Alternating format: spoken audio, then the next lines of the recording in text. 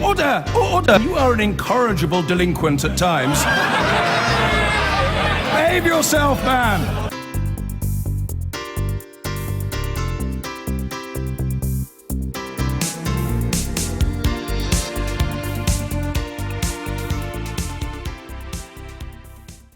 Elderly people who regularly take common painkillers such as ibuprofen are at increased risk of heart failure.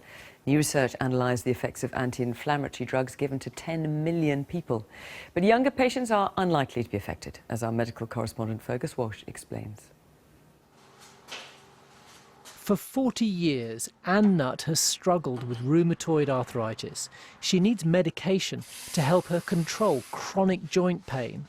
Anne is prescribed diclofenac, but research says these and similar painkillers like ibuprofen and naproxen increase the risk of heart failure. Now she faces a dilemma.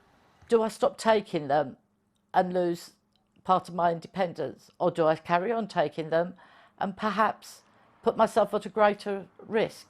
That's the decision that lots of us out there are going to have to make over the next few weeks. The researchers examined 27 non-steroidal anti-inflammatory drugs being taken on prescription by 10 million people in Europe. Overall, the drugs increase the risk of being admitted to hospital with heart failure by 19% compared to those not taking them. But the study did not show the underlying or absolute risk. All medicines have potential side effects, but the warnings from this research really only apply to the elderly. The average age of the people in this study was 77. For them, doctors need to be careful when prescribing painkillers. As always, it's a balance between risk and benefit. Leading pharmacists sought to reassure the public.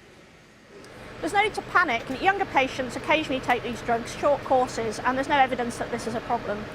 Older patients are generally getting these drugs prescribed by their doctor, and they're being monitored closely anyway. If people do have concerns, they should speak to their GP or their pharmacist though. Ibuprofen and other anti-inflammatories are very effective medicines, but for the elderly and those at risk of heart disease, they need to be used with care. Fergus Walsh, BBC News. I've been getting away with it.